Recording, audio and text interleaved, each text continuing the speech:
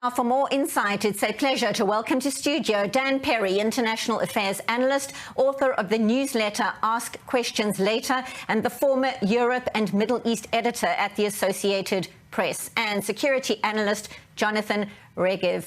Gentlemen, thank you both so much for joining us. It seems like potentially a pivotal moment in the war. These Palestinian protesters at various locations in Gaza taking a stand against Hamas. Dan, you've been covering this region for a very long time. Your thoughts?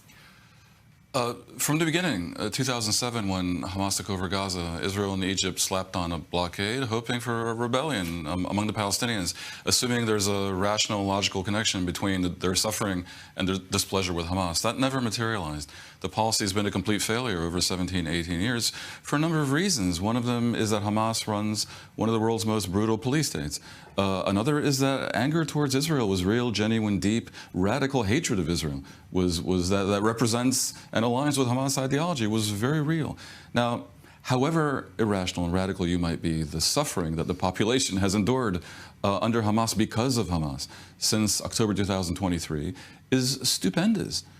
Tens of thousands of people killed, entire cities lying in ruins. I'm not surprised that the opposition that there always was is now stronger. And I wouldn't be indifferent to the courage of these people. It was only a few hundred yesterday, a few thousand today. It doesn't seem like that much in a territory of 2+ million people, but I think we need to remember a few thousand people in Gaza protesting against Hamas, which has a habit of shooting the protesters in the legs or worse, is equivalent to hundreds of thousands in Israel or millions in the US. So this is not insignificant. Will it be enough to cause Hamas to turn tail? Clearly not yet, but if it grows and grows, maybe. The wider context is that Hamas, understanding this is coming, has already made statements to the effect that they're willing to cede power in Gaza. However, they're not willing to disarm. The actual debate right now is going to be over disarmament of Hamas, and that won't be so simple at all. And what needs to happen is tremendous societal pressure among the Palestinians for Hamas essentially to surrender and surrender their arms. And for that to happen, much as I'm pleased to see the defense minister finally saying clear words directed at the Gazans, it would be better if the Arab League and Arab countries said it, and if the Palestinian leadership said it. And it would be better if the Palestinians were given a very clear choice of not just something less horrible if Hamas steps aside, but something genuinely good. And despite that irrationality is very strong at this point in Palestinian society, I hate to say it, not only in that society, but it's strong in Palestine because of the trauma.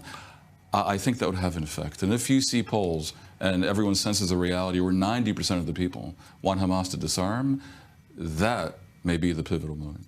Jonathan, it's quite something not only to see the number of protesters inside Gaza taking a stand against Hamas, as we're discussing. It comes at enormous risk, but also to hear the Israeli defense minister urging Gazans to keep taking a stand against the terror group. Your take? Yeah, it's true, but I'm not sure it may not have a counter effect, because just like Dan said, even among those protesting, the hatred towards Israel is genuine.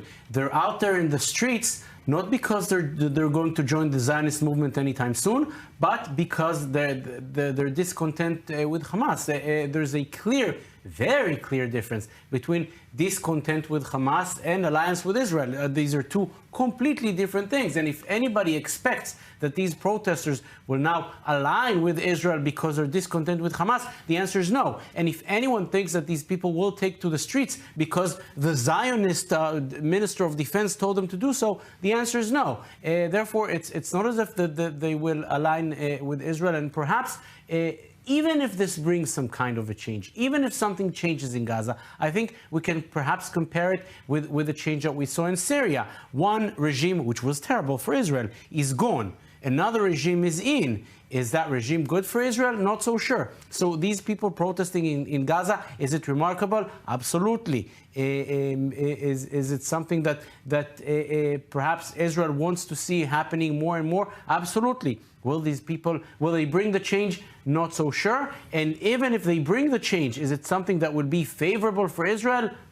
clearly not sure. Well, you know, I have to say that regarding the Syria analogy, indeed, we don't know which regime is worse for Israel. But in this case, I am actually confident, which is rare to be confident about something optimistic in the Middle East, that whatever comes after Hamas would indeed be better. It's hard to imagine anything equally as bad. Now, as for Israel Katz and his statements, he made threats. They're not going to listen to him because they're aligning with the Zionists, but they might be listening to his highly credible threats that they will lose more of their homes if they don't get rid of Hamas, with the implication that they will stop suffering if they do. It's true, but the question is that Israel has been threatening them for a year and a half now, and the evacuation orders, we know that that they do listen to that. Whenever evacuation orders were given, they moved away. But will they listen to the Israelis because the Israelis want to see Hamas away? I'll be very happy to see that, but I'm not sure it's going to happen. The difference maybe is that Hamas is weakened. They may have replenished some of their order of battle, but they don't have the same weapons. They don't have the same wider support in the Arab world. And I think, to a degree, the felicitous protests that we're seeing reflect a declining fear of Hamas. And there's good in that. There is good in that.